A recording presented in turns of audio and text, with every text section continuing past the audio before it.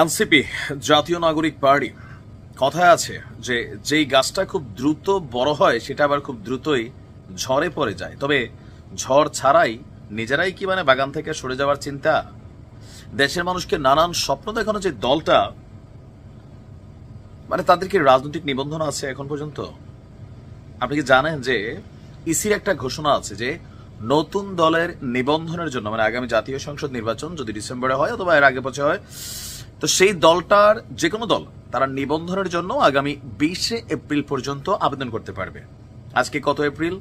গণিগণের সম্মত 18 এপ্রিল হাতে আছে আর 2 দিন। আজকে আবার ফ্রাইডে, তাই না? শনি রবি, শনিবার অফিস খোলা থাকে কিনা জানি না। এখন পর্যন্ত জাতীয় নাগরিক পার্টি দলটা নিবন্ধনের আবেদন করে নাই ভাই। উল্টা গতকালকে থেকে হঠাৎ করে নাহিদ ইসলাম বলতেছে যে এটা না হলে আমরা নির্বাচনে যাব না। তা আমি গতকালকের ভিডিওতে বলছিলাম, থাকে না যে রুট লেভেল বা গ্রাস লেভেল, একটা গাছের শিকড় যতটা গভীরে যায় গাছটা ততটা ঝড় বৃষ্টি বাতাস সইতে পারে, কিন্তু শিকড় নেয় নিচে প্রার করে উপর উঠে গেছে, যে কোনো একটা ধাক্কায় কিন্তু গাছটা পড়ে যাবে, এটাই বাস্তবতা। আর যে কোনো একটা রাজনৈতিক দলের শিকড় হচ্ছে তার নেতা কর্মী একনিষ্ঠ যারা, লাইক আপনি আওয়ামী লীগরে দেখেন, বিএনপিরে দেখেন, জামাতরে দেখেন, ময়রা হোক, বাচ্চা হোক, জিন্দা হোক, মৃত হোক, সবাই কিন্তু দলগুলোর সাথে দীর্ঘদিন আছে। হাইব্রিড একাংশ আছে, তাদের হিসাবটা আলাদা। বাট এই দলটার আত্মপ্রকাশের মেয়াদকালী হচ্ছে 2 মাস। তো এই নেতাকর্মী কি গজাইতে পারছে? পারে নাই। সারা বাংলাদেশে জেলা, উপজেলা, ইউনিয়ন, ওয়ার্ড পর্যায়ে কোনো কমিটি হয়েছে? হাতে গোনা কয়েকটা। রমজানে সর্বোচ্চ 39টি সংসদীয় আসনে নির্বাচনের জন্য তারা ভোট চাইছে, কিন্তু দলের নিবন্ধনের খবর নাই। এই কারণে দলটার এই কমেডি বাড়ি বলছে, আমার মনে হয় যে সাংবাদিক যিনি আছেন তাসলিম খলিল, এখন তারা বলতেছে যে আরো 3 মাস এই সময়টা বাড়াইতে হবে, আর এটার জন্য তারা আবেদন করেছে। তো এর পর্যন্ত আমি আপনাদের এখানে আরো বেশ কয়েকটা কানেক্টেড নিউজ দিচ্ছি যে আমাদের নির্বাচন কমিশন কি বলছে। তারা যে 3 মাস বেশি চাইছে, নির্বাচন কমিশনার মোহাম্মদ আনোয়ারুল ইসলাম তিনি আপনার গণমাধ্যমকে বলছেন 20 এপ্রিলই হচ্ছে নিবন্ধনের জন্য আবেদন জমা দেওয়ার শেষ দিন।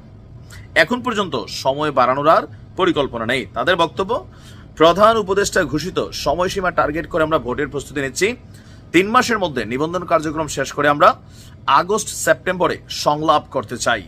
আইন অনুযায়ী নিজেদের প্রতীকে নির্বাচন করতে চাইলে সংশ্লিষ্ট দলকে ইসি থেকে নিবন্ধন নিতে হয়।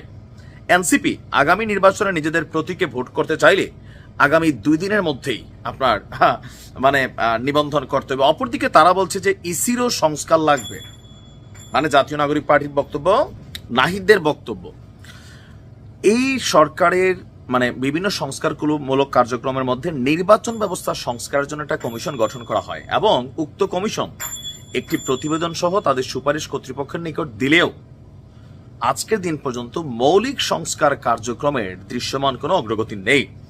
নির্বাচন কমিশনের মৌলিক সংস্কার এবং বিদ্যমান আইন যুগোপযোগী না করে বর্তমান নির্বাচন কমিশন রাজনৈতিক নিবন্ধন দলগুলোর নিবন্ধনের জন্য গত 10 মার্চ একটা বিজ্ঞপ্তি প্রকাশ করে।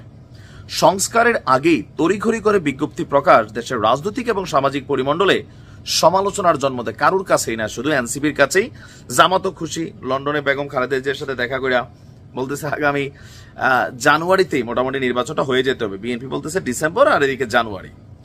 তা আমাদের প্রশ্ন হলো, নির্বাচন কমিশন এই রুলস ভাঙা এই অবস্থায় মৌলিক সংস্কার সাধন এবং নতুন রাজনৈতিক দল নিবন্ধনের জন্য যে আবেদনের সময়সীমা 90 দিন বাড়াবে কিনা।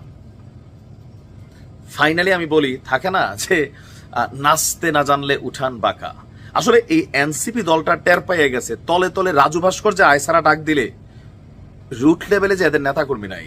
আর এখন যারা জোটতেছে যে বিভিন্ন জায়গায় নিবন্ধনের জন্য অনলাইনে আবেদন করতেছে, এখানে আবার আওয়ামী লীগ ঢুকে যাচ্ছে, অন্য দল ঢুকে যাচ্ছে, দুর্বৃত্তরা ঢুকতেছে, এরারা মারামারি করতেছে। টোটাল পরিস্থিতি যত নির্বাচন ঘনাবে, আপনি কালকে দেখছেন কি পরিমাণ মাইরধর দিছে এনসিপির নেতাকর্মীদেরকে, অভিযোগ ছাত্রদলের বিরুদ্ধে। বহু জায়গায় কিন্তু এরকম ঘটবে, কারণ নির্বাচন ভাই, নির্বাচনে আমি আবারও হলফ করে লেখা দিতে পারি, জ্যোতিষ না, বাট বেশি জ্যোতিষ হওয়া লাগে না। এই দলটা আগামী নির্বাচনে 5টা সিট পাবে না, 5টা নিজেদের প্রতীকে প্লাস নিজেদের ফেস ভ্যালুতে লেখা রাখেন, ভিডিও থাকবে। 5টা সিটও পাবে না। পাইতো 2-4-10টা সিটেরা পাইতো, কিন্তু এখন পাবে না। কেন? যত বড় মুখ না তত বড় কথা এরা বলে।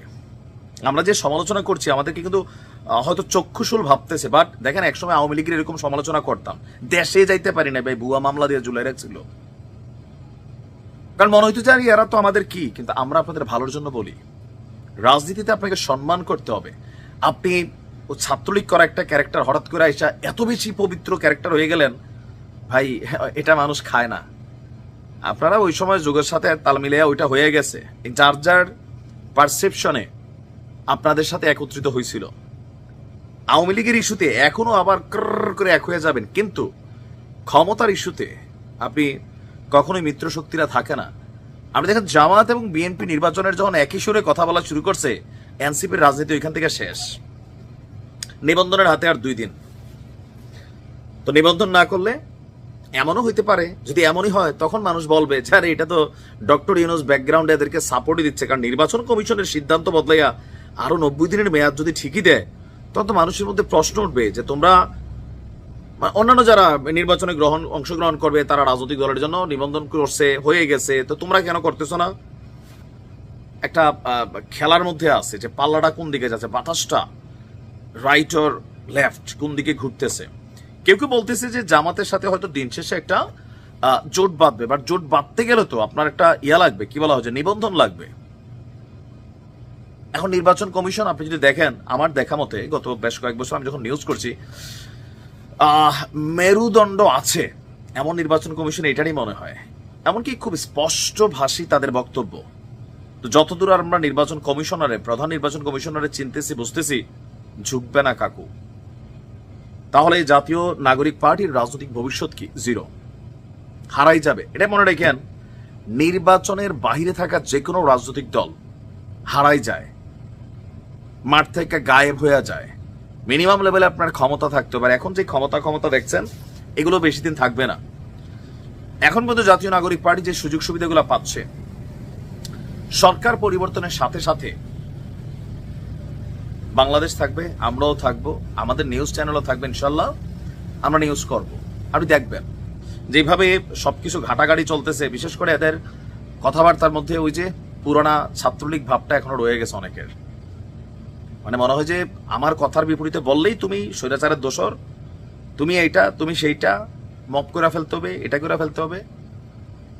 আবার রাজনীতি অন্য খেলা। হ্যাঁ, বয়সটা আমাদেরও কম হয় না, 40-এর কাছাকাছি চলে, আলো বাতাস এই দেশটা আমরাও খায়া আসছি।